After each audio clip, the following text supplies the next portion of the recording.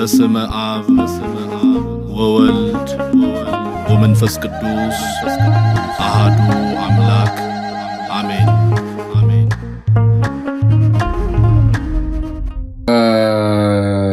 የተወሰነ ቅዱስ ቁርባን ላይ እና ስለ ጌታችን ኢየሱስ ትንሽ ነገር ዝም ብለን እንማማርና ከዛ በኋላ መዝሙር ሰምተን አንዱ ለመዝሙር ሰምተን እንለያያለን። አንዴ እሺ፣ ኑ በብርሃኑ ተመላለሱ። አሜን። አዎ ወደ ያስፈልጋል። በእውነት በብርሃኑ መመላለስ ያስፈልጋል። አንዴ ቆይ እመጣለሁ። መዝሙር ይላሉ። ቆይ መዝሙር አትምረጡ። አንዴ እንመለሳለን ወደ መዝሙር። እኔ ሙድ ውስጥ ነኝ፣ ክርስቶስን የመዝሙር ሙድ ውስጥ ነኝ። ከዛ በፊት ግን ከዚህ ቀደም ጴንጤ የማልሆንበት ምክንያት ብዬ አንድ ነገር አንስተን ነበር። ምን አንስተን ነበር? የምታስታውሱ ከሆነ ጥምቀት ለድህነት የሚለው ላይ ጴንጤ ወንድም እህቶቻችን አይ ጥምቀት ለድህነት አይደለም የሚል ትምህርት አላቸው። ኦኬ አንዴ ቆይ ይቅርታ አድርጉልኝ።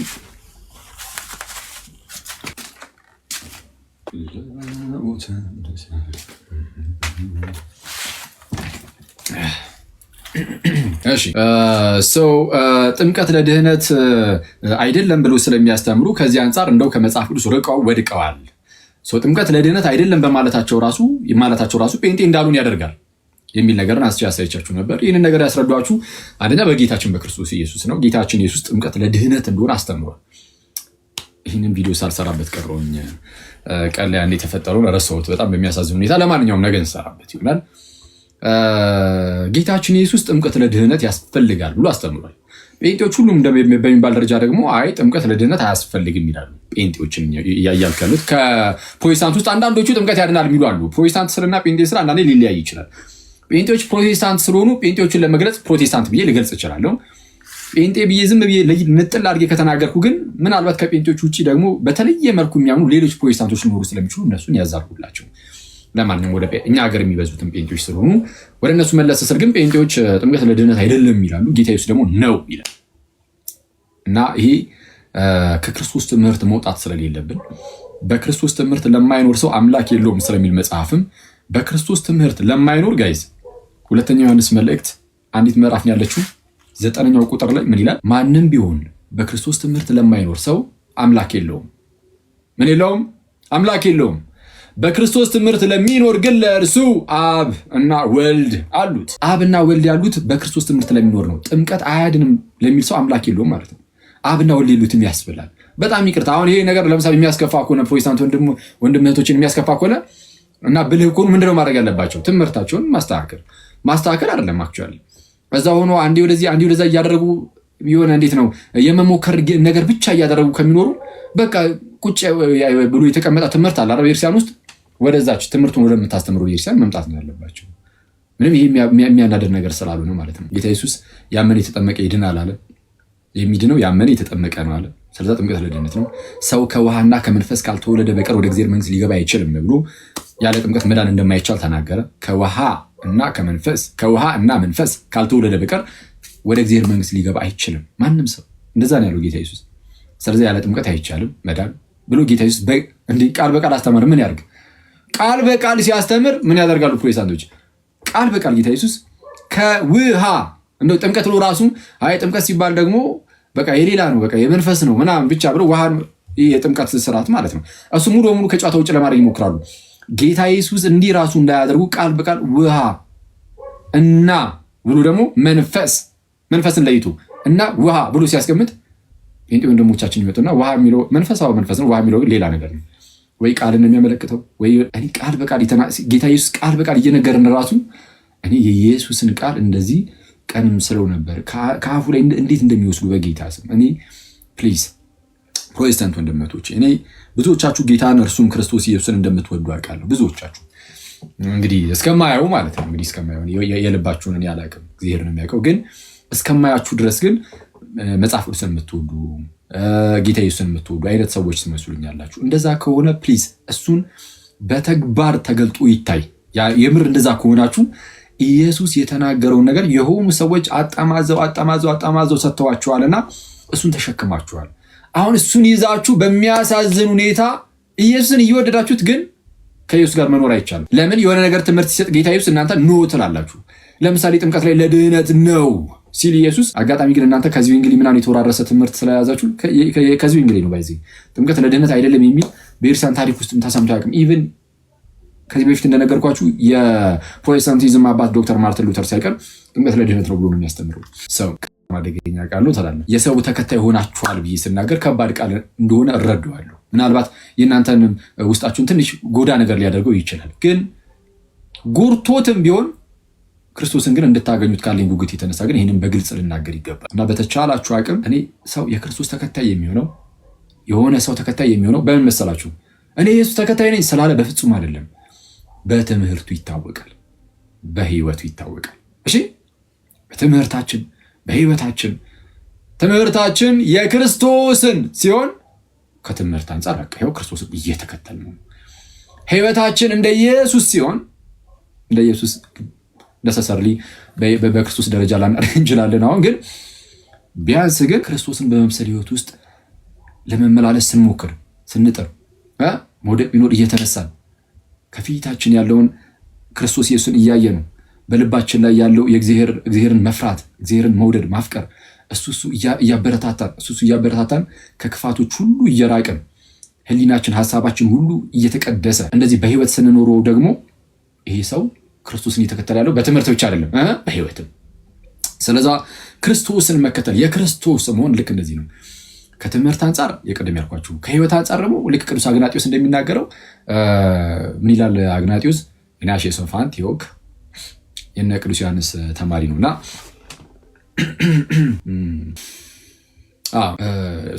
ለሰማዕትነት ሊቀበል እየተወሰደ ነበረ እና ለአንበሶች ተሰጥቶ ነው ባይዜ የሞተው አግናጢዮስ ከነ ቅዱስ ዮሐንስ ወንጌል ላይ ቀጥታ የተማረ ሰው ነው።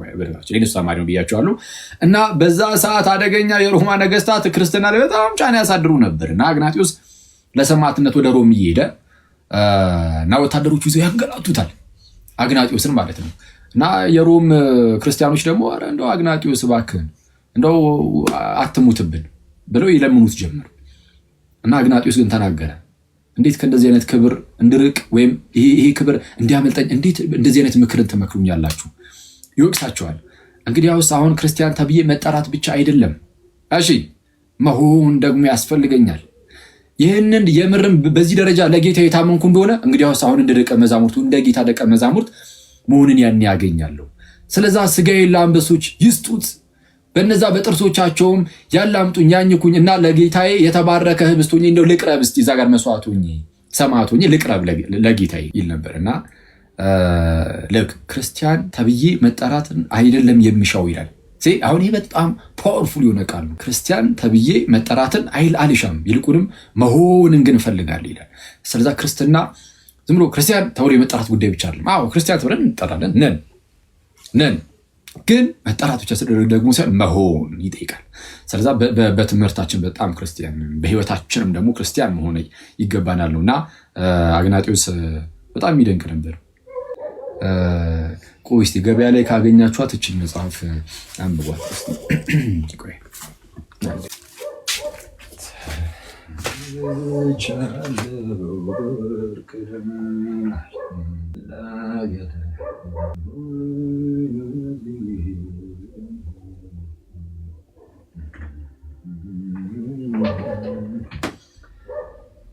ምንድን ነው የት ሄደ ደግሞ?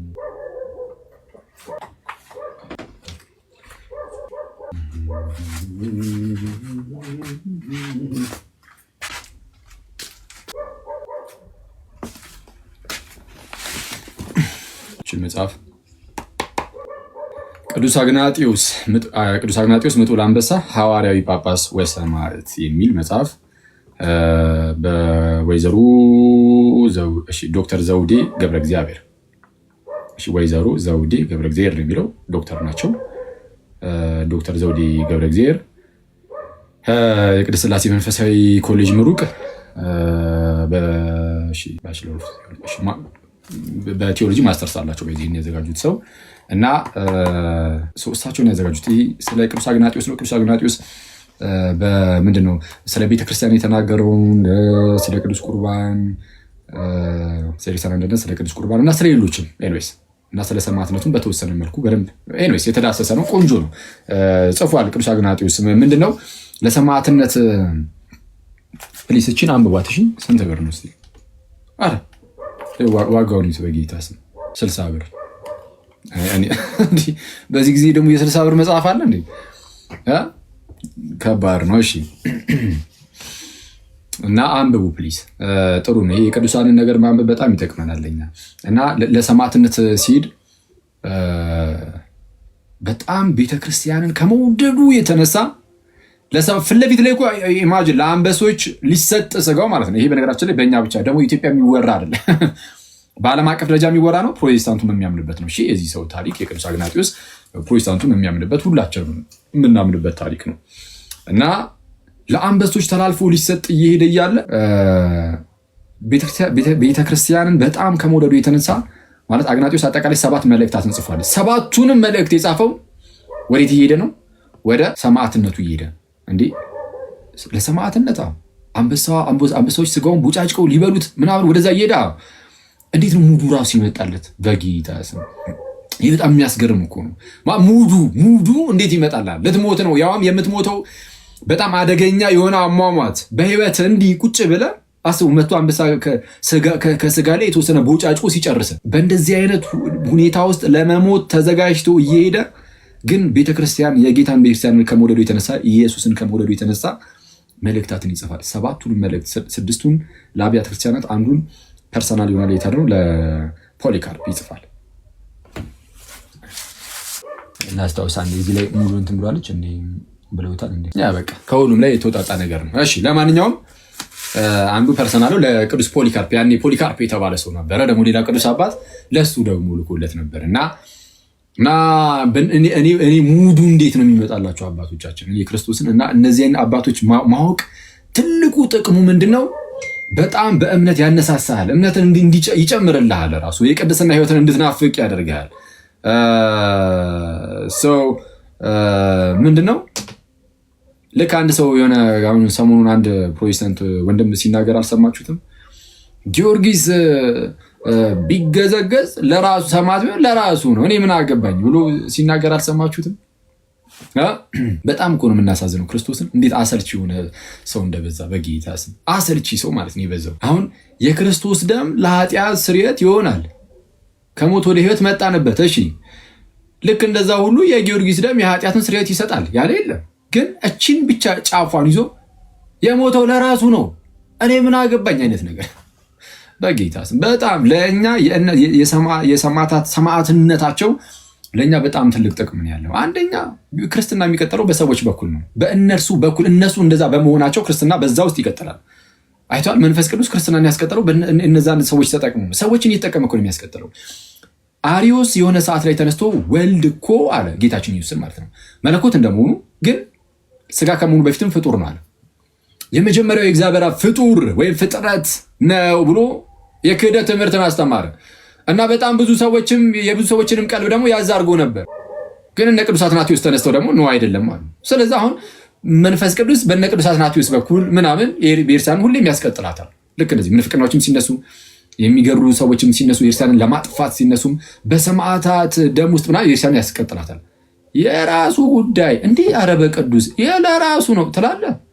ኧረ እኔ ስንት አይነት እንደው በጣም እኮ መብርሃንን እኔ በጣም የቅዱሳን አምላክ በጣም ይታረቀን እንጂ በጣም አደገኛ ነው፣ አስቸጋሪ ነው። ኤኒዌይስ እና እነዚህ ሰማዕታት እምነታችንን ያጠነክሩልናል። በጣም የነሱን ማየት እንድትጎብዝ ያደርጋል፣ የቅድስና ህይወትን እንድትናፍቁ ያደርጋል አይደለ? አሁን ለምንድን ነው ብዙ ሰው ካያችሁ አሁን ለምሳሌ ይሄ የተጋድሎ ፊልሞችን እነዚህ የገድል ፊልሞችን የቅዱሳንን ታሪክ ማየት በጣም ደስ ይለናል።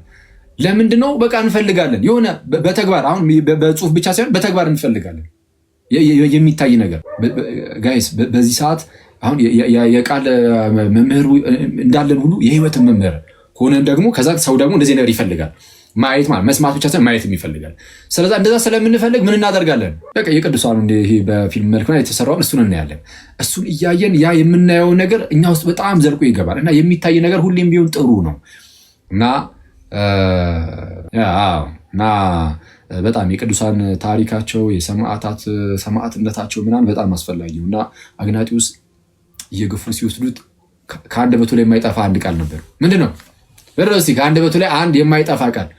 ቅዱስ አግናጢዮስ ኢየሱስ የሚለው ቃል ከአንደበቱ ላይ አይጠፋም ነበር። ዝም ብሎ በተደጋጋሚ ኢየሱስ ኢየሱስ ኢየሱስ ኢየሱስ ኢየሱስ ይላል። ዝም ብሎ አንደበቱ ላይ ያለው በቃ የጌታችን ስም ነበር። የጌታችንና የመድኃኒታችን ስም ከአንደበቱ አይጠፋም ነበር እና ወታደሮቹ ምንድነው 10 ደጋግመ ስሙን የምጠራው ሲሉት በልቤ ላይ ስሙ ተጽፏል ብሎ ተናገረ። ቅዱስ አግናጢዮስ የጌታዬ ስሙ በልቤ ላይ ተጽፏል አለ። ከዛ በኋላ በትራዲሽን አንድ የተላለፈልን ነገር አለ። ምንድነው እሱ?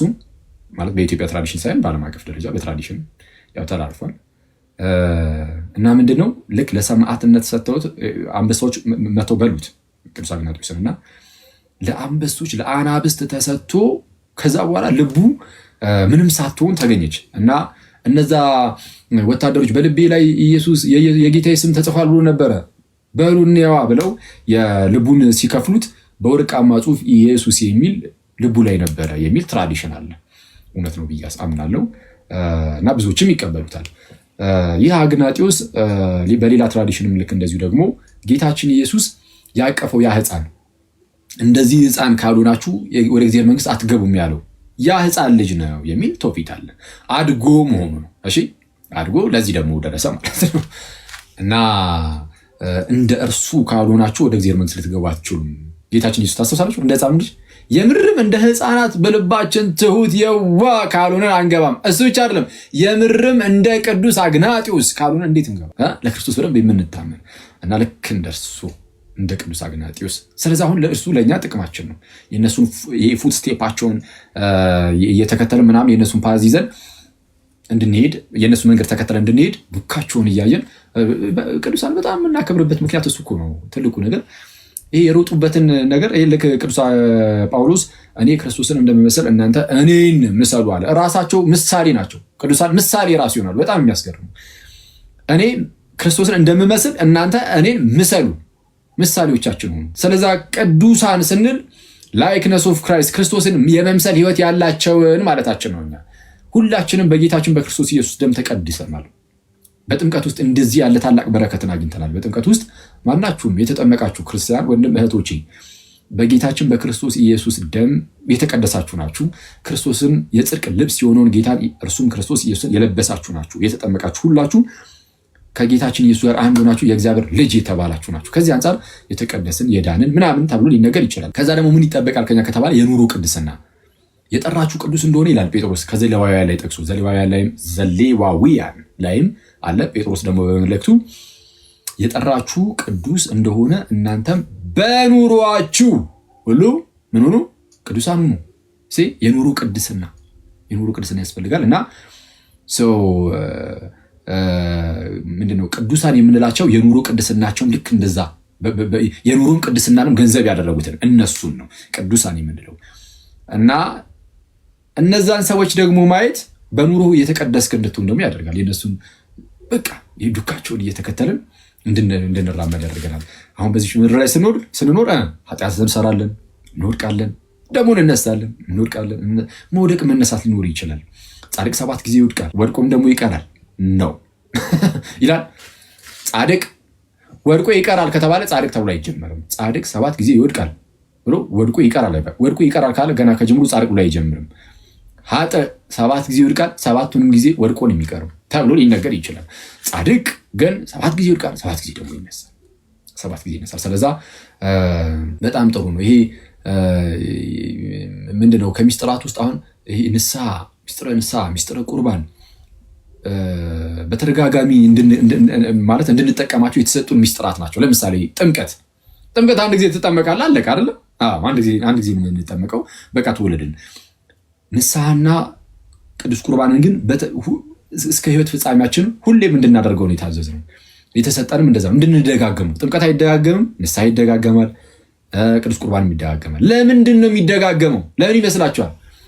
ንስሐም ቅዱስ ቁርባንም የሚደጋገምበት ምክንያት ደጋግመን እንኳን ልንበድል ስለምንችል ነው። እና ደጋግመን ብንበድል ደጋግሞ ደግሞ መድኃኒት ያስፈልገናል። ደጋግሞ ለሚበድል ደጋግሞ ህመም ውስጥ ለሚገባ የኃጢአት ህመም ውስጥ በኃጢአት ቁስል ለሚመታ ሰው ሁነኛ ፈውስ ግን በኢርሲያን ውስጥ አለ፣ በጌታ ቤተክርስቲያን ውስጥ አለ። በዚህ ትልቅ ማከማቻ ውስጥ እውነተኛ መድኃኒት አለ። እርሱም ጌታችን ኢየሱስ ነው። እርሱም በንስሐ ውስጥና በቅዱስ ቁርባን ውስጥ እናገኘዋለን። ሰው ንስሐ ገብቶ ሰው ከቅዱስ ምስጢር ሲካፈል ያለ እርሱ መድስሙ ያለ እርሱ ምንድነው መድኃኒቱ ነው እና ይፈወስበታል። ስለዛ ኃጢአት ብንሰራ እየተመለሰ በተለይ አሁን ጊዜውን በጣም ከባድ ስለሆነ ነው አይደል ወይስ አይደለም? አዎ ነው። በጣም የምኖርበት ጊዜ በጣም ይሄ ኤክስፖዠሩ ምኑ በቃ በጣም ለብዙ ነገሮች በቃ ተጋላጭ እየሆንን ስለሆነ በተቻለ አቅም ያው ቀስ በቀስ ለማድረግ መሞከር ሁሌም ነው የምንላቸው ጋይስ። የሚያዋጣን እሱ ነው ማለት በአንድ ጊዜ ማደግ አንችልም፣ አይቻልም። እንደዛ ለማድረግ እንዳትሞክሩ ጋይስ። በአንዴ ለማደግ ብትሞክሩ 2 ሳምንት የሆነ ቅዱስ የሆነ ክርስቲያን መስለህ ልትኖር ትችላለህ።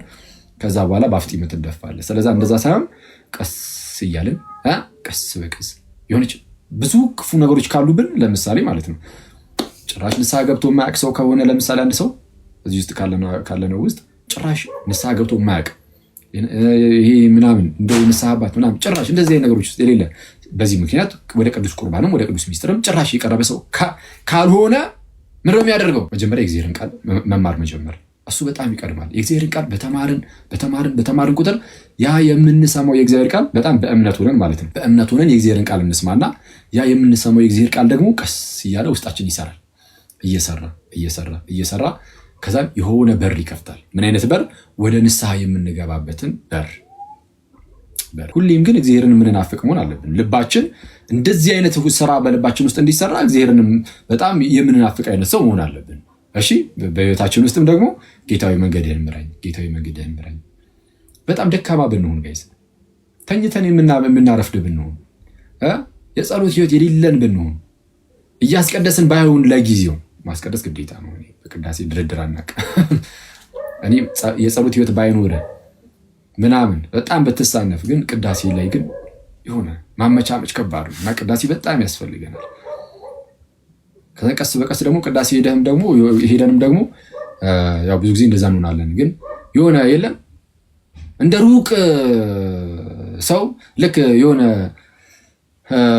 ለምሳሌ የሩቅ ሰው ኖርማል የቅርብ ያልሆነ ሰው ቢመጣ ቤታችሁ ይመጣና የሆነ እንደፈለገ አይደለም የሚቀመጠው የሆነ እንደፈለገ አይቀመጥ የሚለሴንስ ሰሰት ብሎ ገብቶ ምናምን ያው በቃ የሆነ መቀመጥ የሌለበት አይነት ቦታ ላይ ወይም ደግሞ ምናምን እዛ ድረስ አይገባም። ስለዛ ምንድነው ዝም ብሎ የሆነች ቦታ ላይ ወይ ፊት ለፊት ላይ ገብቶ ምናምን እዛው ሳሎን አካባቢ ያለ ነገር ላይ ወይ ምናምን ቁጭ ይላል።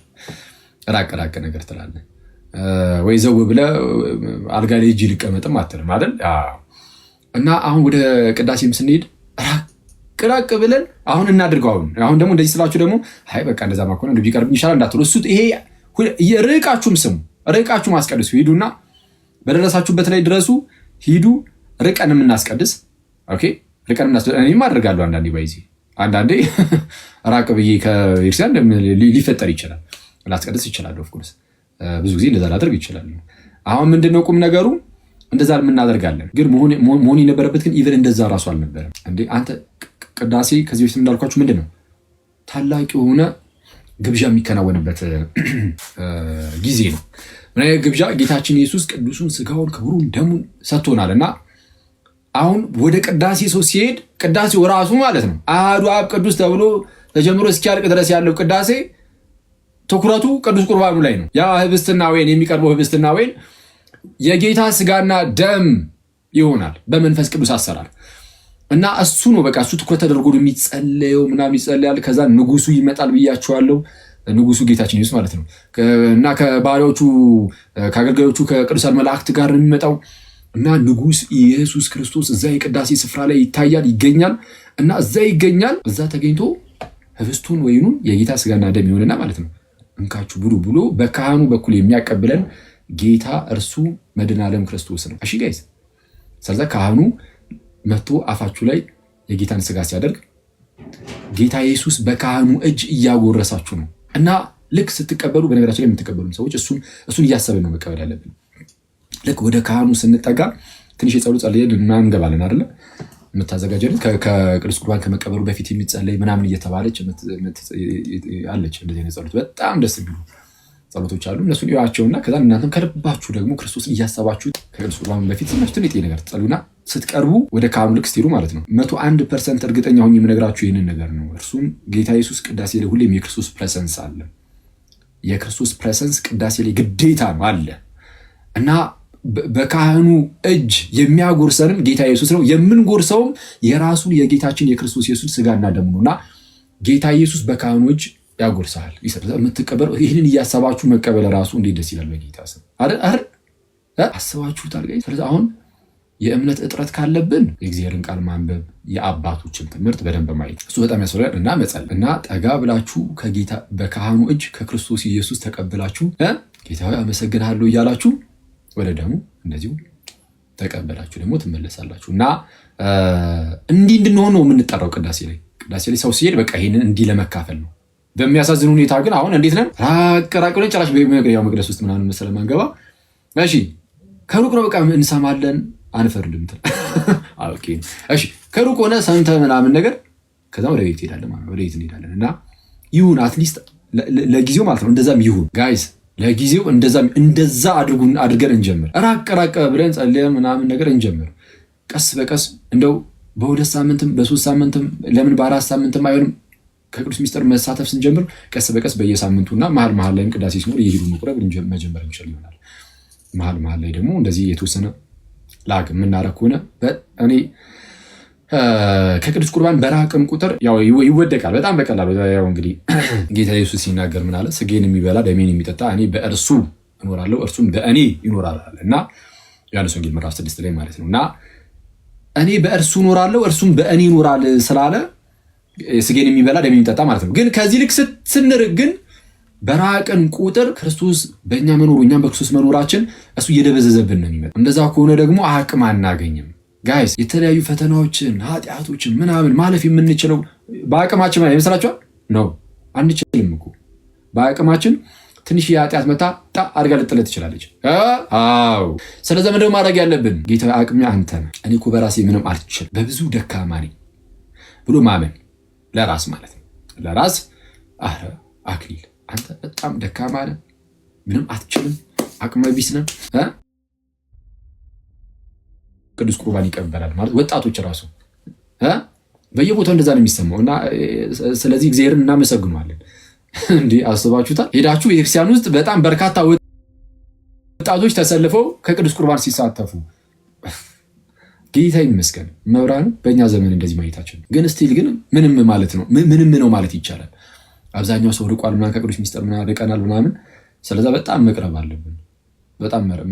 አለብን ማለት ከሰባኪያን ከዘማሪያን ከምናምን ጀምሮ እስከ ምዕመን ሁሉም ማለት ነው ወደ ቅዱስ ሚስጥር መጠጋት ያለበት መቅረብ ያለበት። አሁን እናንተ የምትማሩት ብቻ አይደላችሁ፣ እኛም ከቅዱስ ሚስጥር ተሳተፉ አለ። ከዛ እነሱ መሳተፍ አለበት ግዴታው ነው አይደለም እንዴ? ነው ያው እሺ መምህር አይደለም ግን ስለዚህ መምህራኖች ዘማሪያን ይሄ እኔ በጌታ አንድ ሰው መምህር ነኝ ብሎ ዘማሪ ነኝ ብሎ አገለግላለሁ ብሎ ግን ከቅዱስ ቁርባን ሙሉ በሙሉ ከራቀ አደገኛ ነው የሚሆነው። ስለዚህ ከቅዱስ ቁርባን አለመራቅ ከቅዱስ ሚስጥር አለመራቅ ጋይስ ፕሊዝ እኔ ይሄ በጣም ሊታሰብበት ይገባል። በጣም እኔ ቤተክርስቲያንን የሚያሰድባል አለመቁረብ ማለት ነው። የቤተክርስቲያን ቅዳሴ ላይ ተሄዱ ሰው ወጣቶች ምናምን ሳይቆርቡ ሲቀር ቤተክርስቲያን ትሰደባለች። እንዴ ምንድነው ወጣት ልጆቿን የማታቆርብ ቤተክርስቲያን ሊባል ይችላል። እና ቤተክርስቲያን አሰዳቢያን ነው። ወጣቶችን የማታቆርብ ቤተክርስቲያን እንዳትባል ቤተክርስቲያንም እንደው ቤተክርስቲያን እንዳትሳደብ ብቻ አይደለም በዋናነት ለራሳችን ህይወት ስንል ሄደን መቁረብ አለብንና ይህ ቅዱስ ቁርባን ላይና ምንድነው ሚስጥረ ተክሊል ወይም ጋብቻ ላይ በጣም ነው መሰራት ያለበት። ሰው ከቤተክርስቲያን ውጭ ያገባል አይቆርብም አንቆርብም ምናምን እና በጣም አደገኛ ነው። እሱ እንደ ቀላል መታየት የለበትም። ምን እንደሚፈራ አላውቅም። ቤተክርስቲያን ውስጥ ማግባት ምንድነው የሚያስፈራው? በጌታ ስም እኔ ምን እንደሚያስፈራ አላውቅም። ክርስቶስን ምን እንደሚያስፈራው ምናልባት ድንግል ሳትሆኑ ቀርታችሁ አክሊል አለማድረጋችሁ ምናምን ነገር እሱ ያስጨንቃችሁ። በቃ በበፊት ላይፋችሁ ድንገት እንደዚህ ነገሮች ውስጥ ወድቃችሁ ከነበረ ላታደርጉ ትችላላችሁ። ምንም ችግር የለም። ይሄ ምንም ለሰው ያን ያህል ራሱ እንትን የሚል አይደለም። ኦኬ አክሊል አከሲ እንዳትሉ ግን የምሬ ነው። ምንድን ነው የሚያስፈራን? ክርስቶስን እና እኔ ጋብቻ በዚህ ዘመን ቢያንስ ማለት ነው ከቤተ ክርስቲያን ውጭ ያለ ጋብቻ በስመ አብ እኔ የውርደት ጋብቻ ነው። ክርስቶስን በጣም ይቅርታል ብለኝ ከአሁን በኋላ ማለት ነው። በቃ ከዚህ በፊት ያለው ችግር የለም። ከዚህ በፊትም ያላችሁ በዚህ የተጋባችሁ ሰዎች ግን ፕሊዝ እንደው በጌታ እለምናችኋለሁ። ምናልባት ክርስቶስም ሊጠይቃችሁ ስለሚችል ማለት ነው። ኦፍኮርስ ይጠይቃችኋል። ለምን አላደረጋችሁትም ብሎ እርግጠኛ ነኝ ጌታ ኢየሱስም ይጠይቃችኋል። ስለዛ ብትችሉ እኔ እዚህ የምትሰሙ ሰዎች ወደ 3.6 ሰው ይተኛል፣ ወደ 3600 ሰው ከእናንተ ውስጥ ተጋብታችሁ ግን በቤተ ክርስቲያን ውስጥ ያላደረጋችሁ ሰዎች ካላችሁ ፕሊስ አድርጉት። ይቻላል። ተጋብታችሁ እየኖራችሁ ከሆነ ራሱ አሁን ማለት ነው ኢቨን ልጆች ራሱ ቢኖራችሁ ብዙ ዓመት የኖራችሁ ብትሆኑ እድሜያችሁ የሄደም ቢሆን እናንተ ራሳችሁ ዝም ብላችሁ ከንስሐ አባታችሁ ጋር ተነጋገሩ፣ ንስሐ ግቡ ምናምን። ከዛ በኋላ ሂዱና ሚስጥሩን ፈጽሙ ቤተክርስቲያን ውስጥ። በቤተ ክርስቲያን ደግሞ ተሳሰቡ። እግዚአብሔር አምላክ ጋብቻውን የሚያውቀው እንደዛ ሲሆን ነው። ቤተክርስቲያን ውስጥ ጭራሽ ቤተክርስቲያን የማታውቀው ጋብቻ እንዴ ወጥ መንግስት ይወቅልኝ ትላለህ እንዴ? መንግስት አወቀ ይወቀው። መንግስት ማወቅ አለበት። እሺ ይወቅ፣ ግን እግዚአብሔር የሚወቀው ጋይስ። እና ፕሊስ እንደዛ አድርጉ። የተጋባችሁ ሰዎች ምናምን ኢቨን ልጆች ራሱ ቢኖራችሁ ብያለሁ። የሌላችሁ ምንም የሚያስፈራ ነገር የለው። እንደው በጣም ደስ ይላል እንዴ በመካከላችሁ ክርስቶስን ልታደርጉት ነው። ይህን የሚጠላለ እንዴ? ይህን ከጠላ ይኸው አንበሳው እንደዛ ማድረግ ፈልገ፣ በተለይ አሁን አዲስ ለምትጋቡ እናንተ ተወትና ማግባት ፈልገ፣ አንተ በቅዱስ ሚስጥር ማግባት ፈልገ፣ እሷ አልፈልግም ካለች በቅቁሽ ነው አለቀ ባይ ማለት አስተምራት። ግን ኧረ በጣም ካለች በቃ ሲጀመር ምንድን ነው ማይ ብራዘር ፊት ለፊት ላይ የምታየው አደገኛ ህይወት ነው ማለት በጣም ረጅም የሆነ ህይወት ነው እና ህይወቱም የተቀደሰ ነው የጋብቻ ህይወት። ልክ እንደዛ ማለት ነው። እና ቆንጂት አንቺን በቅዱስ ሚስጥር ማግባት ፈልገሽ ግን አንበሳው አይ አልፈልግም አላጋም ካለ በቃ ይረጋጋ ይማር ምናምን አይ ካለ ይቁሰው። ስለዚህ ያለ ቅዱስ ሚስጥር ጋብቻ የሚባል ነገር በፍጹም አይታሰብም፣ ራሱ አይታሰብም። ሼም ክርስቶስን ሼም ነው። ስለዛ በተቻለን አቅም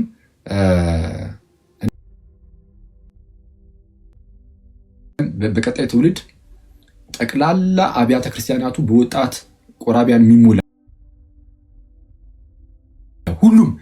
ሁሉም 98% ኦርቶዶክሳውያን የሚቆርቡ 99% ኦርቶዶክሳውያን የሚጋቡት ማለት ነው። ጋብቻ ከሚፈጽሙት ውስጥ 99%ቱ በቸርች ውስጥ። የሌላ አብያተ ክርስቲያናትን ስም ምናምን ሲጠራ ሁሉ ጊዜ ሰው ይወጫበርበታል። ስለዛ አንጠራ። ግን ወደ ውጭ ዓለም ስትሄዱ የተለያዩ አብያተ ክርስቲያናት ከቤተክርስቲያን ውጭ ጋብቻ እንዳለ ራሱ የሚያውቁትም ራሱ አይመስለኝም። በቃ ሁሉም ቤተክርስቲያን ውስጥ ነው። እንደዛ እያሉ ነበር። ቅድም ከአንድ ሰው ጋር እያወራሁ ጭራሽ አያውቁትም ይሆናል እያሉ ነበር ከቤተክርስቲያን ውጭ ያለ ጋብቻ። እዚህ ግን ምን አይነት በሽታ ውስጥ እንደገባን በኢትዮጵያ ውስጥ አላውቅም። አደገኛ በሽታ ውስጥ ክርስቶስን እና ፕሊስ እንደዛ አድርጉ ምናምን እና መለስ ስንል ግን በህይወታችን ውስጥ ሁሌ ከቅዱስ ሚስጥር እየተሳተፍን ምናምን ልናድግ ይገባል። እናንተ ሰዎች እግዚአብሔር በጣም መሐሪ ነው። ቅድም እንዳልኳችሁ ነው። ቅዱስ ቁርባንን በተደጋጋሚ እንድንወስደው የተሰጠን ያ ሚስጥር የሚደጋገም የሆነው ደጋግሞ ኃጢአት ልንሰራ ስለምንችል፣ ደጋግመን ልንታመም ስለምንችል መድኃኒቱንም የሚደጋገም አደረገው እግዚአብሔር እና እሱን ሁሌ የምናስተውል እግዚአብሔር በጣም ቸር ነው። እግዚአብሔር መልካም ነው። እግዚአብሔር በጣም መሐሪ ነው። ስለዛ የእግዚአብሔር ምሕረቱን ደግሞ እንቅመሰው። እግዚአብሔር ቸር ነው። ቸር እንደሆነ ደግሞ ቅመሱ እና ይዋል መዝሙረኛው ላይ። ስለዛ እግዚአብሔር ቸር ነው ደግሞ ሲቀመሱት ደግሞ እንቅመሰው እና ወደ እግዚአብሔር እንመለስ።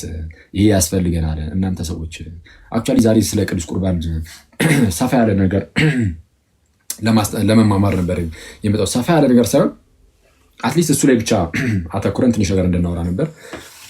ግን በሚያሳዝን ሁኔታ መቁረብ አለብን ቢጨርሱ ጊዜውን እና የዚህን ያህል እንትን ካልን በእርግጥ መልካም ነው። እኔ ባለፈው እንዳልኳችሁ ነው። አንዴ ቆይ ያንን ክፍል እኔ ደግሜ ላነብላችሁ እወዳለሁ ማለት። እሺ ስለ ቅዱስ ቁርባን እሺ ትንሽ ነገር ልንገራችሁ፣ ላንብብላችሁ። በቃ መጽሐፍ ቅዱስን ብቻ ነው ማነብላችሁ። ዮሐንስ ወንጌል ምዕራፍ 6 እናንብብና ከዛም ፕራክቲካሊ ደግሞ ማቴዎስ ላይ ሄደን እናያለን፣ እንጨርሳለን። ኦኬ በመጀመሪያ ደረጃ ቅዱስ ቁርባን ምንድነው የሚለውን ዝም ብዬ ልንገራችሁና ከዛ እናንብብ። እዚህ ውስጥ ያላችሁ ሰዎች ሁላችሁም ታውቃላችሁ ብዬ ተስፋ አደርጋለሁ። ቅዱስ ቁርባን ምንድን ነው የሚለውን ማለት ነው።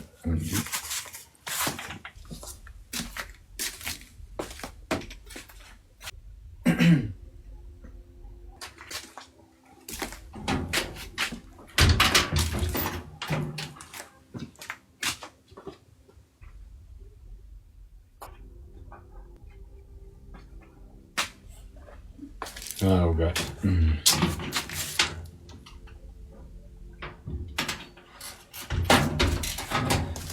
ኦኬ እሺ፣ በጣም ይቅርታ። ቅዱስ ቁርባን ምን እንደሆነ ታውቃላችሁ አይደል? የማያውቅ ሰው ካለ ምን አለ የማያውቅ 40 ሰው እዚህ 40 ይቀርሽ 20 ሰው 20 ኦርቶዶክስ ስለ ቅዱስ ቁርባን እዚህ የማያውቅ ካለ ለ20ዎቹ ኦርቶዶክሳውያን ትንሽ ነገር እንበላቸው። እናንተም ከለስ አድርጉት እግረ መንገዳችሁን። ቅዱስ ቁርባን እውነተኛ የጌታ ስጋና ደም ነው። አንደኛው እሱ ነው ማለት ለቅዱስ ቁርባን እዚህ ያውን ቅዳሴ ላይ የሚቀርበው ማለት ነው። የሚቀርበው ህብስትና ወይን ነው። ህብስትና ወይን ልክ ጌታችን ኢየሱስም ህብስትን አንስቶ ባረከ፣ ቆርሶ ሰጣቸው፣ ይህ ሥጋዬ ነው ብሎ የለ። ወይንን ደግሞ ያነሳና ወይም ጽዋን ይህ ስለ ብዙዎች ለኃጢአት ይቅርታ የሚፈሰው የአዲስ ኪዳን ደሜ ነው፣ ከእርሱ ጠጡ ብሎ ሰጣቸው። ስለዛ ህብስትና ወይን ይቀርባል። አሁንም እኛ ጋር ጌታችን እንዳደረገው ማለት ነው፣ ወይም መልከ ጼዴቅ እንዳደረገው አስቀድሞ በፊት። ለማንኛውም ህብስትና ወይን ይቀርብና ይጸልያል። ጌታችን ህብስትን አንስቶ ወደ ላይ ቀና ብሎ ባረከ። ኤኒዌይስ ህብስትን አነሳ፣ ባረከ፣ ቆረሰም። ስለዚህ እኛ ምን ባረካለን? ካህናቱም እኛም ተሰባስበን እንጸልይና ይባረካል፣ ይጸልያል በመንፈስ ቅዱስ አሰራር። ልክ ጌታችን ይህ ሥጋዬ ነው እንዳለ ሁሉ አሁንም የህብስቱ የጌታ ሥጋ ደሙንም ይህ ስለ ብዙዎች ለኃጢአት ይቅርታ የሚፈሰው የአዲስ ኪዳን ደሜ ነው እንዳለ ሁሉ ደሙ ይሆናል። ህብስቱን ስትቀምሱት ህብስት ሊል ይችላል ማለት ይሄ ጽዋውን ደሙ ማን ነው? ወይኑንም ስትቀምሱት ወይን ሊል ይችላል። ግን በመንፈስ ቅዱስ አሰራር አዎ ያ ህብስት የጌታ ሥጋ ሆኗል ብለን የምናምነው እምነት ነው። ሳይቀየር አልተቀየረም። ታዲያ እንዴት ሆነ? የመንፈስ ቅዱስ አሰራር። ክርስትና ምንድነው? ክርስትና በጣም እምነት ላይ የተመሰረተ ነው የሚባለው ለዚህ ነው። በሌሎች ቤተ እምነቶች ለምሳሌ በፕሮቴስታንት ምናምን ይህ ይካዳል። በጴንጤው ምናምን ኧረ ቂጣ ነው ይላል፣ ኧረ በቃ የጽዋ ወይን ነው ምናምን ይላል። ከዛ በኋላ በቃ አለቀ፣ እንደዛ ብቻ ነው ይላል። ነው አይደለም። ስትቀምሰው ህብስት ስላለ ስትጠጣውም ያው ወይን ስላለ በቃ የጌታ ሥጋና ደም አልሆነም ማለት አይደለም። ጌታችን ኢየሱስም ሲሰጣቸው እኮ እነሱ ሲቀምሱት እኮ ሐዋርያቱ የህብስት ነው የሚላቸው፣ ግን ኢየሱስ ግን ሥጋዬ ነው ደሜ ነው አለ። ስለዚህ አሁንም እኛ በእምነት የምንቀበለው እርሱ አዎ የክርስቶስ ሥጋና ደም ነው።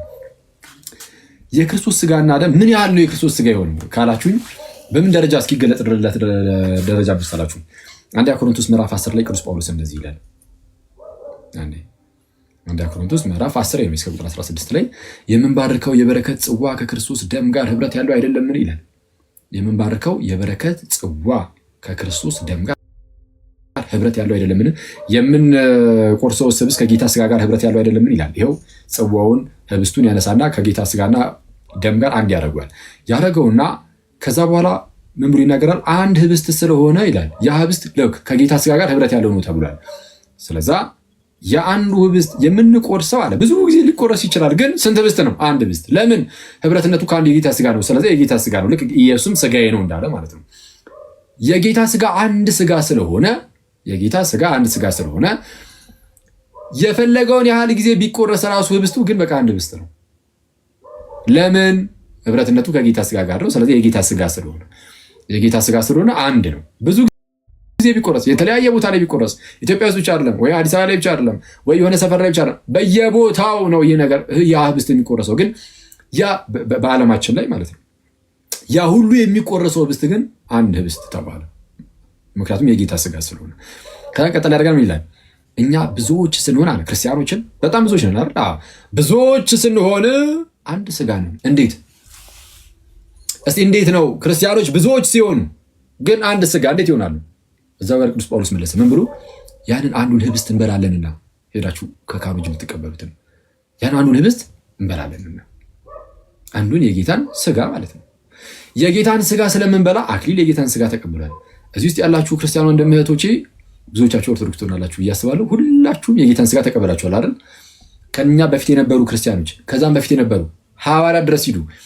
ሐዋርያቱ የጌታን ሥጋ ተቀብሏል። ይህንን ሁላችን ግን የተቀበልነው ከሐዋርያት ጀምሮ እስካሁን ድረስ ያለን ክርስቲያኖች የተቀበልነው የጌታ ሥጋ ስለሆነ አንድ ሥጋ ወይም አንድ ህብስት ነው የሚባለው።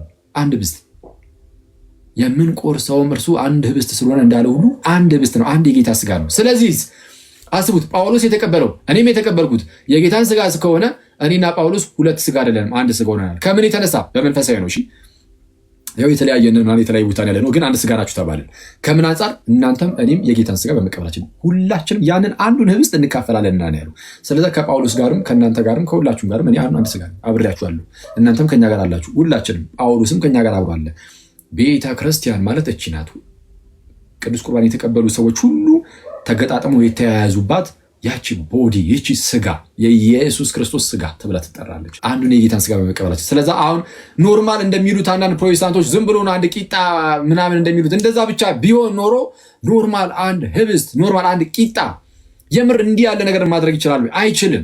ግን በመንፈስ ቅዱስ አሰራር ምንም እንኳን ለአይናችን ስናየው ምንድነው በአይን የሚታየው ከለሩ ጣዕሙ ባይቀየር እንኳን ግን በመንፈስ ቅዱስ አሰራር የምርም በዛው ጣዕም በዛው ከለር በዛ ህብስት ፎርም ውስጥ የኢየሱስን ስጋ ግን እየበላን እንደሆነ ግን እናምናለን። መንፈስ ቅዱስ ይህንን ያደርገዋል። ለዛም ነው አልኳችሁ ብዙዎች ስንሆን አንድ ስጋ ይሆን ነው።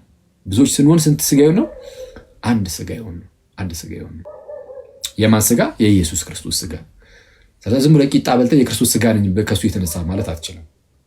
አይቷል። ዝም ብሎ አንድ ራንደም ቂጣ በልተህ የክርስቶስ ስጋ ሆንኩበት ማለት አትችልም። እንደዚህ አይነት ትልቅ ምንድነው ምስጢር የሚፈጸመው የምርም የክርስቶስ ስጋ ሆኖ ነው።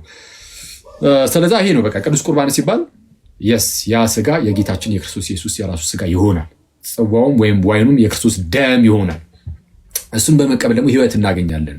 በእምነት እየጠነከርን በቅድስና ህይወት እያደግን ጌታ ኢየሱስን በመምሰል ህይወት ውስጥ እያደግን እንሄዳለን ብለን እናምናለን። እሱን ቶሎ ቶሎ እየተቀበልን ልክ ኖርማል ስጋዊ ምግብ እየበላችሁ በስጋ እየጠነከራችሁ እያደጋችሁ እየወፈራችሁ ምናምን እንደምትሄዱ በመንፈስ ደግሞ መንፈሳዊ የሆነውን ምግብ የክርስቶስን ስጋና ደም መንፈሳዊ ምግብ ነው። ያንን መንፈሳዊ ምግብ እየበላን በመንፈስ ደግሞ እያደግን እንሄዳለን አይደል? እንደዛ ነው። ስለዛ ከዚህ ጋር በተያዘ እንግዲህ ያው የመጽሐፍ ቅዱስ ጥቅስ ስለምብላችሁና እንጨርስ። ዮሐንስ ወንጌል ምዕራፍ 6 እንዲህ ይላል ከቁጥር 47 ጀምሮ እውነት እውነት እላችኋለሁ በእኔ የሚያምን የዘላለም ሕይወት አለው። የሕይወት እንጀራ እኔ ነኝ። የሕይወት እንጀራ እኔ ነኝ። አባቶቻችሁ በምድረ በዳ መና በሉ ሞቱም አለ።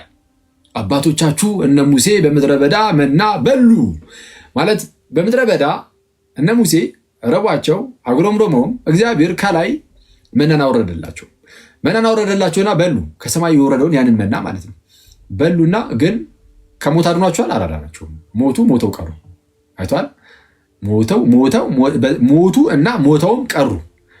እሺ አባቶቻችሁ በምድረ በዳ መና በሉ ሞቱም፣ ሰው ግን ከእርሱ በልቶ እንዳይሞት ከሰማይ አሁን የወረደ እንጀራ ይህ ነው አላቸው። ራሱ እነ ሙሴ በልተው የሆነ መና ሞተዋል።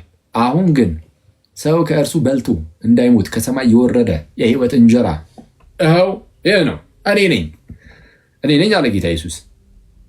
ከሰማይ የወረደ ሕያው እንጀራ እኔ ነኝ። ሰው ከዚህ እንጀራ ቢበላ ለዘላለም ይኖራል። እንጀራ የሚለው ህብስት ነው የሚለው። እሺ ብሬድ ይባል። ከሰማይ የወረደ ሕያው ህብስት እኔ ነኝ፣ ሕያው እንጀራ እኔ ነኝ። ሰው ከዚህ ህብስት ቢበላ ለዘላለም ይኖራል። እኔም ስለ ዓለም ሕይወት የምሰጠው እንጀራ ወይም ህብስት ምኔ ነው? ስጋዬ ነው። እንግዲህ ልክ እንደዚህ ብሎ ልክ ሲናገር ጌታችን ኢየሱስ እንግዲህ አይሁድ ይህ ሰው ስጋውን ልንበላ ይሰጠን ዘንድ እንዴት ይችላል ብለው እርስ በርሳቸው ተከራከሩ። አይሁዳውያን እንዴት ሆኑ? ስጋውን እንዴት ሊሰጠን ይችላል? ኧረ እመን ጌታ በአንድም በሌላም ሊሰጥ ይችላል። ህብስቱን ስጋው አድርጎ በመስቀል ላይ መጀመሪያ ምንድነው ራሱን መስዋዕት አድርጎ ያቀርብና ስጋውን ቆርሶ ደሙን አፍሶ በህብስቱና በወይኑ ውስጥ በህብስትና በወይን ፎርም ስጋውንም ደሙንም ይሰጣል። እሺ ከሰማይ የወረደ ሕያው እንጀራ እኔ ነኝ አለ ጌታ ኢየሱስ። ከሰማይ የወረደ ሕያው እንጀራ፣ ሰው ከዚህ እንጀራ ቢበላ ለዘላለም ይኖራል። ሰው ከዚህ እንጀራ ቢበላ አሁን ከሚሰጠው ማለት ነው እንጀራ ቢበላ ለዘላለም ይኖራል። እኔም ስለ ዓለም ሕይወት የምሰጠው እንጀራ ስጋዬ ብሎ በግልጽ ተናገረ። አሁን ተመልከቱ የአይሁድን ማንጎራጉር። አንድ ይቅርታ ጋይስ፣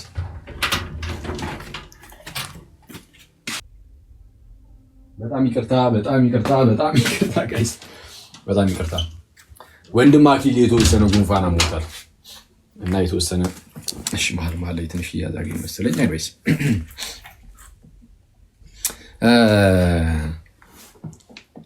እዚህ ዮሐንስ ወንጌል ላይ ልክ የሆነ ነገር ሲነገር ማለት ነው የሆነ ነገር ሲነገር የተወሰነ የሚያወዛግብ ነገር ከተነገረ ለምሳሌ ወይም ማለት የሚያወዛግብ ሳይሆን ሰዎቹ የተወሰነ ከተወዛገቡበት በተነገረው ነገር ኢየሱስ በተናገረው ነገር ሰዎች የተወሰነ ከተወዛገቡ ዮሐንስ ምን ያደርጋል ከታች ወይም በትክክል ካልተረዱት ማለት ነው አይ እነሱ እንደዚህ ተረድተውታል ግን ጌታ ግን የተናገረው ስለዚህ ነበር ብሎ እዛው ጋር አረሟቸው ወይም ኮሜንት አድርጎ ያልፋል ዮሐንስ ሲጽፍ ማለት ነው ከታች እንደዚህ ነገር ያስቀምጣል ምሳሌ ልስጣችሁና ዮሐንስ ወንጌል ዘው ምዕራፍ 2 ቁጥር 19 ላይ ጌታ ኢየሱስ እንደዚህ ያለ ዮሐንስ ወንጌል ምዕራፍ 2 ቁጥር 19 ላይ ይህን ቤተ መቅደስ አፍርሱት በሶስተኛውም ቀን አነሳዋለሁ ብሎ ጌታ ኢየሱስ ተናገረ ከዛ በኋላ አይሁዳውያን ወዲያውኑ ቀበል አደረጉና ይህ ቤተ መቅደስ ከ46 ዓመት ጀምሮ ይሰራ ነበረ አንተ በ3 ቀን ታነሳዋለህን አሉት ጌታ ኢየሱስ ይህን ቤተ መቅደስ አፍርሱት ነው ያለው አይሁዳውያን የመሰላቸው ምንድነው ፍለፊት ላይ ያለውን ለ46 ዓመት ያህል የፈጀውን ያን ቤተ መቅደስ እሱን ነበር የመሰላቸው ስለዛ ይህ ቤተ መቅደስ ከ46 ዓመት ጀምሮ ይሰራ ነበረ አንተ በ3 ቀን ታነሳዋለህን አሉት ተሳስተዋል እርሱ ግን እያወራ የነበረው ስለዛ ቤተ መቅደስ ሳይሆን ስለ ስጋው ቤተ መቅደስ ነበር ስለ ስጋው ነበር ያወራው በትክክል አልተረዱትም አይደል እሱ ስለ ስጋው ሲያወራ እነሱ ግን ያው ድንጋዩን ነው የመሰላቸው የህንጻውን ማለት ነው ስለዛ ዮሐንስ እዛው ጋር ኮሜንት አደረገ ምን ብሎ እርሱ ግን ስለ ሰውነቱ ቤተ መቅደስ ይል ነበር አይተዋል ያርማል አሁን በተለየ መልኩ ሲረዱ ሰዎች ያርማቸዋል ይሄን ለምን እንደነገርኳችሁ ነገራችኋለሁ የቅዱስ ቁርባን እዚህ ጽሁፉ ላይ ዮሐንስ 6 ላይ ማለት ነው ሌላም ልክ እንደዚህ ዮሐንስ ወንጌል ምዕራፍ 4 ላይ እንደዚህ ይላል ዮሐንስ ወንጌል ምዕራፍ 4 ላይ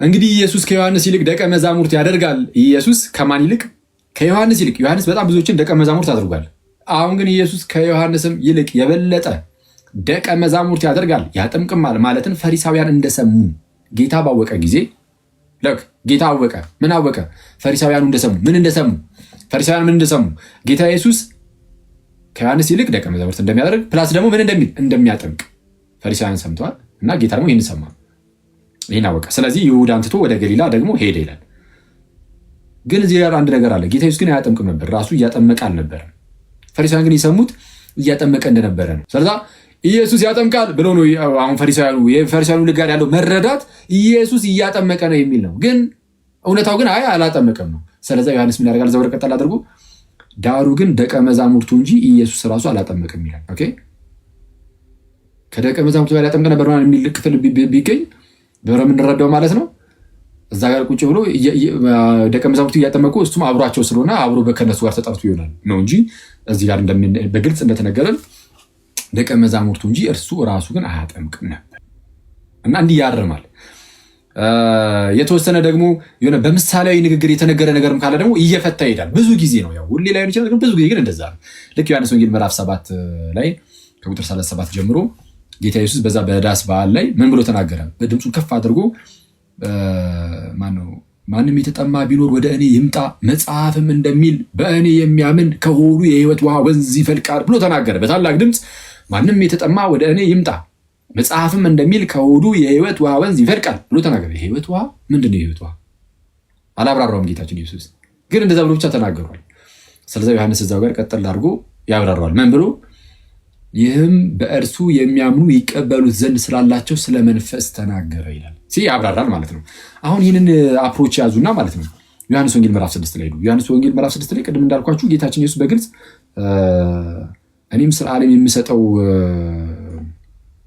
እንጀራ ስጋዬ ነው ብሎ ነገራቸው ልክ ሲነገራቸው አይሁድ ይህ ምንድነው እኔም ስለ ዓለም ሕይወት የምሰጠው እንጀራ ስጋዬ ነው ብሎ ሲናገር እንግዲህ አይሁድ ይህ ሰው ስጋውን ልንበላ ይሰጠን ዘንድ እንዴት ይችላል ብለው እርስ በርሳቸው ተከራከሩ ስለዚህ በቃ ክርስቶስ ሊትራሊ ስጋዬን እሰጣቸዋለሁ ደሜን እሰጣቸዋለሁ ብሏል በቃ ስጋውን እንበላለን ደሙን እንጠጣለን በምን መልኩ የሚለውን ፕራክቲካሊ በኋላ ነው የሚያሳያቸው አሁን ግን የቃል ትምህርት እየሰጣቸው ነው እና እነዚህ ሰዎች አንጎራጎሩ እንዴት ነው ስጋውን ሊሰጠን የሚችለው አሁን እዚህ ጋር እየተወራ ያለው ስለ ስጋና ደሙ አይደለም የምርም እናንተ እንደምትሉት የሚበላውን ስጋና ደም አይደለም ይላሉ አንዳንድ ሰዎች ካልሆነ ዮሐንስን ምን እንዲያደርግ እንጠብቃለን እንዲያርማቸው አይደል አይ እሱ ግን ያወራው ስለዚህ ነበር ይላል ብለን እንጠብቃለን እሺ እስቲ እንቀጥል ምን ይላል እነሱ ስለ ስጋውና ደሙ መሰላቸው ግን ኢየሱስ ያወራ የነበረው ስለ እምነት ነበረ አይልም ይላል አይልም ምንድነው የሚለው ስለዚህ ኢየሱስ እንዲህ አላቸው ራሱ ቅዱስ ዮሐንስ ማለት ነው ጌታችን ኢየሱስ ራሱ የተናገረውን ድጋሚ በማምጣት አስረግጦ ይሄዳል። ስለዚህ ኢየሱስ እንዲህ አላቸው። ምን አላቸው? ደግሞ ኢየሱስ እንዲህ አለ፣ እውነት እውነት እላችኋለሁ፣ እውነት እውነት እላችኋለሁ የሰውን ልጅ ስጋ ካልበላችሁ ደሙንም ካልጠጣችሁ በራሳችሁ ሕይወት የላችሁ። በራሳችሁ ሕይወት የላችሁ። ስለዛ ክርስቶስ ድጋሚ አስረግጦ ነገራቸው። አሁንም ድጋሚ ይነግራችኋል ኢየሱስ፣ ስጋዬን የሚበላ ደሜንም የሚጠጣ የዘላለም ሕይወት አለ፣ እኔም በመጨረሻው ቀን አስነሳዋለሁ ይልና ቁጥር 55 ላይ ምን ቢል ጥሩ ነው?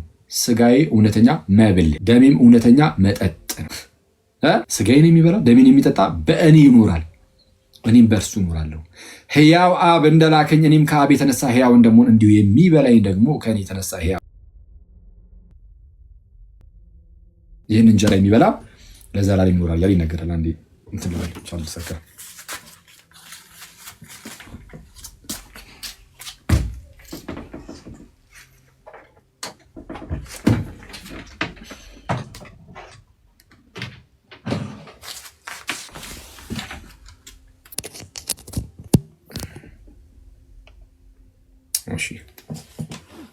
ሰው እንዳልኳችሁ በግልጽ መጽሐፍ ቅዱሳችን ላይ ጌታ ኢየሱስ በቃል እንዲህ ብሎ ያስተምርና ይሰማል ብዬ ተስፋ አደርጋለሁ። እሺ በቃል እንዲህ ብሎ ያስተምርና ማለት ነው እንግዲህ ግልጽ ነው አይደል? ስለ ቅዱስ ቁርባን ጥቅሙን እያያችሁ ነው። በራሳችሁ ሕይወት የላችሁም እየተባልን እኛ አንቆርብም። ይመቸን። በራሳችን ሕይወት ያለን ይመስለን ራሱ እኛ እኮ በጣም አንዳንዴ ትዕቢታችን የትም የለም። ጌታ ኢየሱስ ስጋዬን ካልበላችሁ ደሜን ካልጠጣችሁ በራሳችሁ ሕይወት የላችሁም ሲለኛ አለን የምንለው እኮ የምንመስለው ካለመቁረባችን አንጻር እንደዛ ነው የሚመስለው እና በጣም አስቸጋሪ ነው። ከዛም ፕራክቲካሊ ማቴዎስ ወንጌል ምዕራፍ 26 ላይ ቁጥር 26 ሲበሉም እንጀራን አንስቶ ጌታችን ኢየሱስ እንጀራን አንስቶ ወይም ህብስትን አንስቶ ባረከ፣ ቆርሶም ለደቀ መዛሙርቱ ሰጠና እንካችሁ ብሉ ይህ ሥጋዬ ነው። አስባችኋል? ዮሐንስ ወንጌል ምዕራፍ 6 ላይ ሥጋዬ ደሜ ብሎ እያስተማረ ነበር። በመጽሐፍ ቅዱሳችን ላይ የጌታ ኢየሱስ ሥጋ እና ደም ከተባለ ከቅዱስ ቁርባን ውጭ ጭራሽ ተያይዞ አያውቅም።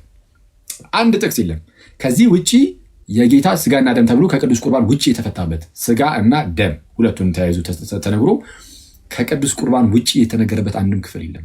ይኸው ጌታ ኢየሱስ ፕራክቲካሊ ያነሳና በቃል ሥጋዬን ብሉ ደሜን ጠጡ፣ ሥጋዬን የበላ ደሜን የጠጣ እርሱ በእኔ ይኖራል እኔም በእርሱ እኖራለሁ እያለ አስተማረ። ሥጋዬን ካልበላችሁ ደሜን ካልጠጣችሁ በራሳችሁ ሕይወት የላችሁም፣ ሥጋዬን የሚበላ ደሜን የሚጠጣ የዘላለም ሕይወት አለው እያለ ተናገረና ፕራክቲካሊ ደግሞ ምን አደረገ? ህብስትን አነሳ፣ ባረከ፣ ቆረሰም፣ ለደቀ መዛሙርቱም ሰጠና እንካችሁ ብሉ ይህ ሥጋዬ ነው። ይኸው ሥጋዬን ደሜ ብያል ነበር። ይኸው ሥጋዬ ደምስ ጌታ ሆይ። ይኸው ቀጣይ ቁጥር 27 ላይ ጽዋንም አንስቶ አመስግኖም ሰጣቸው፣ እንዲህም አለ። ምን አለ? ሁላችሁ ከእርሱ ጠጡ፣ ስለ ብዙዎች ለኃጢአት ይቅርታ የሚፈሰው የሐዲስ ኪዳን ደሜ ይህ ነው። ይኸው አለ። ሥጋዬ ብያል ነበር። ይኸው ደሜ ብያችሁ አልነበር? ይኸው። ከዚህ በኋላ አንደኛ ቆሮንቶስ ምዕራፍ 10 ላይ አንደኛ ቆሮንቶስ ምዕራፍ 11 ላይ የጌታ ሥጋና ደም የጌታ ሥጋና ደም ሲባል እንዳለ የሚጠቀሰው ስለ ቅዱስ ቁርባን ሌላ አይደለም። ሰዎች የራሳቸውን ትምህርት ፈልስፈው ሲጀምሩ ከጌታ ትምህርት ለመጣላት ሲጀምሩ እንዴት ምን እንደሚያደርጉ ታውቃላችሁ? ይህ ቃሉን ዝም ብሎ አንቀበሉ ወደዛ አድርጉልን ቆርጣችሁ አውጡልን አይደለም የሚሉት። አንጣው ቃሉን ችግር የለውም ነው የሚለን። ቃሉን አንጣው እኔ ጠመዝዘዋለሁ። የጳውሎስን ቃል ተው ቆርጠ ምን አስጣለ አንጣው እኔ አመቻምቻለሁ ችግር የለውም እኔ ጠምዘዝ አድርጌ ተረጉማለሁ ነው የሚሉት። የኢየሱስን ቃል ከቆረጥከውማ በቃ ይነቃብናል ቆርጠን ከጣልነው። ስለዚህ እኔ ጠምዘዝ አድርጓል። ሰይጣን እንደዚህ ነው የሚለው። ሰይጣን የሚያደርገው ምንድን ነው? መጽሐፍ ቅዱስን ዝም ብለህ ቁጭ አድርገው ሂድ አይደለም። መጽሐፍ ቅዱስን አንሳውና እኔ አስጠመዝዛለሁ ነው የሚለው። ሰዎች እንደዛ ነው የሚያደርጉት። ስለዛ ቅዱስ ጴጥሮስ ምን አለ ለእንደነዚህ አይነት ሰዎች በሁለተኛ መልእክቱ ምዕራፍ 3 ቁጥር 15 ላይ የጌታችን ትዕግስት መዳናችሁ እንደሆነ ቁጠሩ ይልና እንዲህም የተወደደው ወንድማችን ጳውሎስ ደግሞ እንደተሰጠው ጥበብ መጠን ጻፈላችሁ። የተወደደው ወንድማችን ጳውሎስ እንደተሰጠው ጥበብ መጠን ጻፈላችሁ። ታዲያስ በመልእክቱም ሁሉ ደግሞ እንደነገረ ስለዚህ ነገር ተናገረ። ጳውሎስ ጽፎላችኋል መልእክትን አለ። አሁን ጴጥሮስ ራሱ ያውቃል ጳውሎስ ይጽፍ እንደነበረ። ይህ በጣም ደስ የሚለው ነገራችን ላይ ትልቅ ምስክርነት ነው። ጳውሎስ ይጽፍ እንደነበረ ጴጥሮስ ራሱ ያውቃል። ጳውሎስ አንተ በጌታ ስም ጳውሎስ በጣም የሚያስገርም እንዴ! የአገልግሎት አይነት ሰው ነው ጳውሎስ። ይሄዳል፣ ቤተክርስቲያን የምትከል ካለበት ይተክላል፣ የሆነ ቦታ ላይ ያስተምራል፣ ደግሞ አያርፍም። ይሄዳል ወደ ሌላ ቦታ ይሄዳል። እዛ ሲሄድ እዚህ ጋር የሆነ ችግር ሲፈጠር ሲሰማ ደግሞ እዛው ይጽፈዋል፣ ደግሞ ይልካል። በጌታ ጳውሎስ የሚገርም ነው እና በጣም ይጽፍ እንደነበረ ስለሚታወቅ ቅዱስ ጴጥሮስ ምን አለ? እንዲህም የተወደደው ወንድማችን ጳውሎስ የምርም የተወደደ ወንድማችን ጳውሎስ አለ። የምርም የተወደደ ወንድማችን ጳውሎስ ደግሞ እንደተሰጠው ጥበብ መጠን ጻፈላችሁ፣ በመልእክቱም ሁሉ ደግሞ እንደነገረ ስለዚህ ነገር ተናገረ ይልና በእነዚያ ዘንድ ለማስተዋል የሚያስቸግር ነገር አለ። ልክ የዛው ጳውሎስ ጽፏል፣ ግን በእነዚያ ዘንድ ለማስተዋል የሚያስቸግር ነገር አለ። ስለዚህ ያልተማሩትና የማይጸኑትም ሰዎች ሌሎችን መጽሐፍት እንደሚያጣምሙ እነዚህንም ደግሞ ለገዛ ጥፋታቸው ያጣምማሉ። የጳውሎስ መልእክት ወደዛ አድርግ አይደለም፣ ሳብ ያደረግና አንብቦ ያጣምምላል። በጣም ነው የሚያሳዝነው። ስለዛ ምን አለ ማነው ቅዱስ ጴጥሮስ ስለ እንደነዚህ አይነት ሰዎች ሲያወራ እንግዲህ እናንተ ወዳጆች ሆይ ይህን አስቀድማችሁ ስለምታውቁ ለእናንተ ነው የሚናገሩ። እሺ ጴጥሮስ ጋይስ ይህን አስቀድማችሁ ስለምታውቁ በአመፀኞቹ ስህተት ተስባችሁ ከራሳችሁ ጽናት እንዳትወድቁ ተጠንቀቁ። ነገር ግን በጌታችንና በመድኃኒታችን በኢየሱስ ክርስቶስ ጸጋና እውቀት እደጉ፣ ለእርሱም አሁንም እስከ ዘላለም ቀን ድረስ ክብር ይሁን አሜን ይላል። ጥንቃቄ። ጌታ ኢየሱስ ቀጥታ ስጋዬን የሚበላ ደሜን የሚጠጣ የዘላለም ሕይወት አለው ሲል ችግር የለውም ይበላ አንጣው፣ እኔ በሌላ መልኩ ተረጉማለሁ። ምንም አባቶቻችን በዚሁ ነው የተረጉሙ በቅዱስ ቁርባን። ቅዱስ ዮሐንስ አፈወርቅ ምን ይላል? ይህንን ክፍል ሲያብራራ ዮሐንስ ወንጌል ምዕራፍ 6 በሉ እንግዲህ ይላል እንነሳና ወደ ቅዱስ ጠረጴዛ ወይም ወደ ቅዱስ ቁርባን እንቅረብ ዘንድ ለሰይጣንም እንደሚያጋሳ አንበሳ የምናስፈራ ሆነን እንመለስ ይላል። ሆምሊስ ኦን ዘ ጎስፔል ኦፍ ሴንት ጆን ላይ የቅዱስ ዮሐንስ ወንጌልን በተረጎመበት ስብከቱ ላይ ቅዱስ ዮሐንስ አፈወርቅ ምን አለ? እንግዲህ ወደ ቅዱስ ቁርባን እንቅረብ ለሰይጣንም እንደሚያጋሳ አንበሳ አስፈሪ ሆነን እንመለስ። እንዴት ነው አንበሳ ሲያጋሳ በጣም ያስፈራ የለ? ያ የሚያስፈራውን አንበሳ ጭራሽ እሳት ሲያጋሳ ደግሞ አስቡት። ለሰይጣን ልክ እንደዛ የምናስፈራ ሆነን የምንመለሰው ሄደን ቅዱስ ቁርባን ስተቀበለ ስንመለስ ነው። ጌታችን ኢየሱስ በእኛ ይኖራላ ጋይስ። ሰይጣንን ድባቅ የመታ የቀጠቀጠው ክርስቶስ በእኛ ኑሮ ለሰይጣን ክው የምናደርግ ሆነን የምንመለሰው።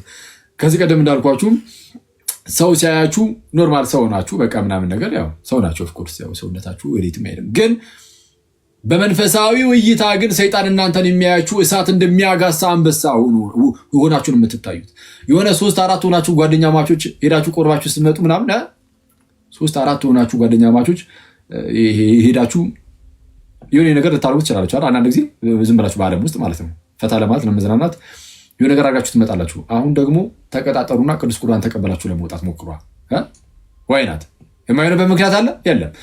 ሄዳችሁ ቅዱስ ቁርባን ተቀበላችሁ 3-4 ምናምን ሆናችሁ ልክ ስትወጡ 3-4 እሳት የሚያጋሱ አንበሶች ነው ለሰይጣን የሚታዩት እና ለሰይጣን አስፈሪ አስደንጋጭ ሆነን የምንወጣበት ቅዱስ ዮሐንስ አፈወርቅ ይህን ነገር የተረጎመው ይህን ዮሐንስ ወንጌል ምዕራፍ 6 ሲተረጉም ነው።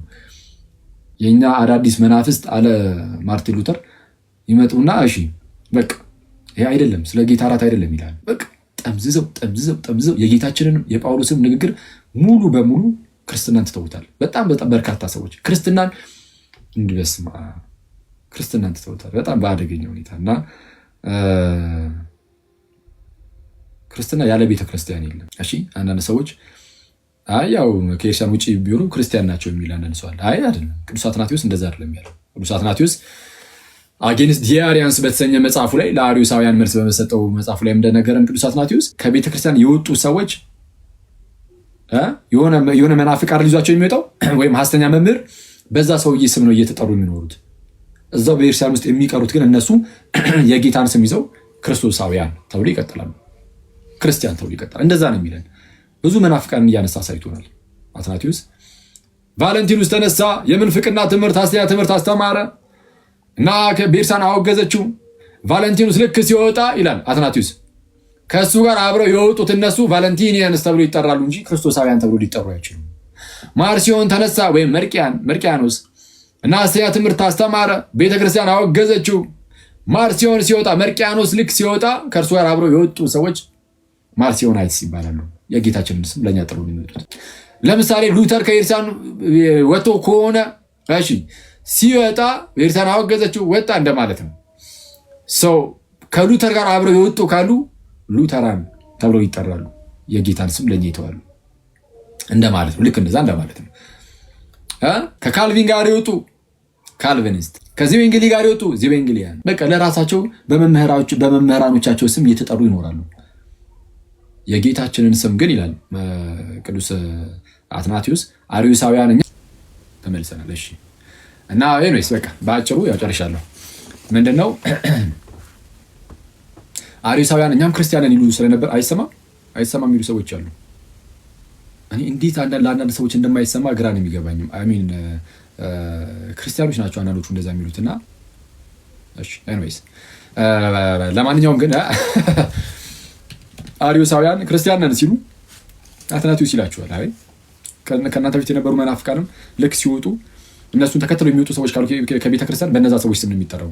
አሁንም አርዮሳውያን ከአርዮስ ጋር ተወግዘው አርዮስ ተወገዘ ሐሰተኛ ትምህርትን አስተምሮ እሱን ተከትለው የወጡ ሰዎች አርዮሳውያን ወልድ ፍጡር ነው የሚሉ እነሱ ክርስቲያን ሊሆኑ አይችሉም። በቃ አርዮሳውያን ናቸው። ከዕለት ክርስቶስ ጋር ቤተክርስቲያን ውስጥ የሚቀሩ እኛ ግን ክርስቲያን እንባላለን፣ የጌታችንን ስም ለእኛ ይተውልናል ብሎ ይናገራል። እና እንደዛ ነው ሁሌም በክርስትና እንደዚህ የሚጸናው ምናምን። ኤኒዌይስ ዮሐንስ ወንጌል ምዕራፍ 6 እና ማቴዎስ ወንጌል ላይ እንዳሳዩአችሁ የጌታችን የክርስቶስ ኢየሱስ ስጋና ደም አማናዊ እውነተኛ የጌታ ስጋና ደም ነው። እውነተኛ ስጋና ደም ነው እና እንደዛ ነው። እናንተ ሰዎች ሌላ ጊዜ ግን ቅዱስ ቁርባን ላይ በደንብ መግባት እንችላለን፣ እንሄድበት ይሆናል። ስለዛ አንደኛው ሌላኛው ጴንጤ የማንሆንበት ምክንያት ይሄ ነው። እንግዲህ የጌታ እራት እየተባለ የሚጠራው ማለት ነው። በተለምዶ ብቻ ሳይሆን ተብሎ ሊጠራ ይችላል፣ ግን ቅዱስ ቁርባን ያ እንደዛ ማለት ነው። እሺ አሁን መዝሙር ሰምተን እንለያይ ጋይስ። በስመ አብ ወወልድ ወመንፈስ ቅዱስ አሃዱ አምላክ